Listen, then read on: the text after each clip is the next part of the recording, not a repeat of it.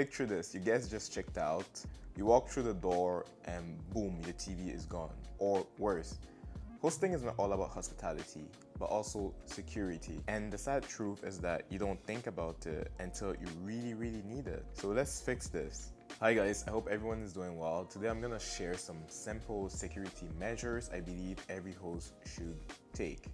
I'm not talking about turning your home into Fort Knox or getting some military grade gadgets. No, I'm talking about some simple stuff that most people will be able to get their hands on. Smart, affordable steps that protect your property, keep your guests safe, and helps you sleep at night without stressing about who just entered your place. Let's start with the basics, how people get in and out of your place. If you're still using the physical key under the mat or under the flower pot, you're essentially just putting a flashy neon sign on your door saying, "Come and rob me," because that place is accessible to every single person that's walking around it. I don't think it's the best idea to keep on doing the key under the mat. I think in 2025, you might want to have smart locks or at least like a lock box with a code. Here's why: keys get lost, guests arrive late. You don't want to be driving across town at midnight just to do a key drop off. Honestly, that would be so much energy put in. With something like a smart lock, you just send them the code and boom, that's it. They get in, peace of mind. It's convenient for everybody. You're even able to change the codes across every guest that stays there, and yeah, that's it, like security handled. Now let's step outside for a minute, because security doesn't start at the door. It's also prior to them even walking in. Think about it. What's the first impression someone gets if they pull up to your place and it's pitch black? That doesn't exactly scream home away from home. Instead, it screams, "Are we safe here?" That's where good lighting comes in. I'm talking about motion sensor lights. So as they walk in, the pathway to your front door switches on and they have a lot of visibility.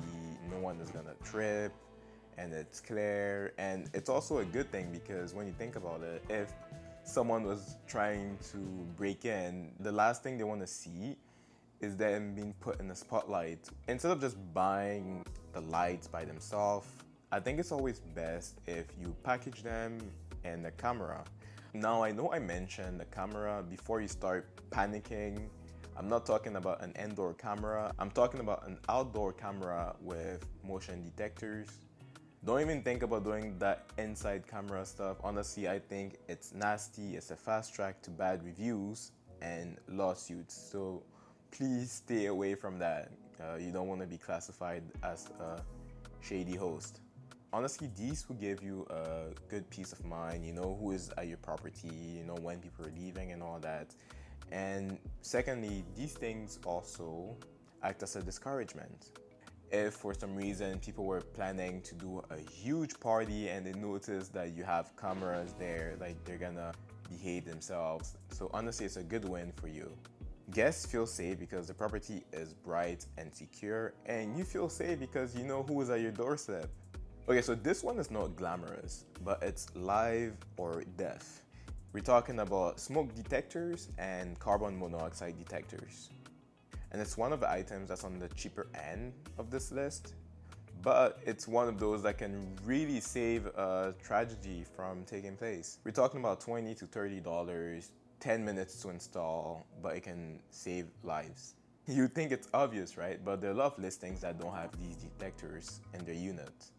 Also, don't just stick them up there and forget about them. No, please test them, change the batteries, and make sure that they're working. Because if something was to go wrong and you didn't have a detector, not only are you looking at a tragedy, but you're also looking at a liability. It's the simplest and cheapest security measure on this whole list, but it's gonna be the one thing that will make you look like the host that actually cares about safety. Right next to the smoke detectors are the unsung heroes, the fire extinguisher, and the first aid kit. Think about it. You have someone that decides to chef up and they begin to fry something they've never fried before. Accidents happen, fires happen and your place just lights up. Now another one, I guess, is just probably just cutting a bunch of onions and they just slice themselves. Now, like, you've checked that they were okay, but in addition to that, would you want them to also stain your white towels? Probably not, right? What you want to do is have that first aid kit ready to go so they can address the issue really quickly. And if someone, let's say, is just cooking and is about to like light something up there, you have your fire extinguisher somewhere in the corner, which they can quickly find. And all these small things are gonna make you look like a hero at the end of the day, and will also save you from losing or going through like a tedious or an unnecessary insurance claim. One of the biggest form of security that doesn't even involve gadgets is how to handle guests. I'm talking about communication. Always confirm the details. Who's coming, how many, what time. I know Airbnb has a verification system. That's just the first layer, but it's not completely bulletproof. So if you're messaging guests and you're catching a vibe that is completely off, listen to that gut feeling and do not proceed with that reservation. In my journey, I've learned this the hard way. Whenever I chose to ignore these red flags, they came to bite me in the ass. And here's a golden rule. If you are on any of these platforms and that's where you got your reservations, keep the conversations on the platform. Stay on Airbnb. No side deals, no gimmicks, nothing. Just like stay on the platform. Why? Because if something happens, Airbnb or whatever platform you're using, they have the receipts and you're able to protect yourself that way. Now let's talk insurance and coverage. Airbnb has air cover, which is free. It's nice. It covers some liability and some damages. But if you think that that's all you need, you're dreaming. Please check your homeowners or rental policy to make sure that it covers short-term rentals, because most of the time the answer to that is no. Air cover is a safety net, but you need to get your own parachute. And here's the last one, something that seems obvious, but too many hosts seem to forget about it. Personal boundaries. Lock away anything that's valuable, sentimental, or dangerous. You're gonna thank me later. I don't care how nice guests seem, but temptation is temptation. Don't leave around cash, jewelry, or your grandmother's heirloom just like lying around. Don't leave cleaning chemicals in places where kids can easily grab them. A simple locked closet can solve all of that. Out of sight, out of mind. Guests cannot play with things that they can't reach. So that's it. Those are the simple security measures that every host should take. Nothing fancy, nothing that breaks the bank, just smart, common sense steps that can save you from headaches and damages, or even worse.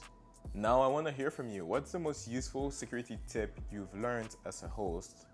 Drop in the comments below, because I don't know, I'm looking to steal some ideas and learn from them as well.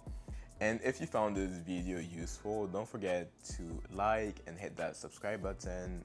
Thank you guys for watching again, and stay tuned for the next video, and see you guys next time.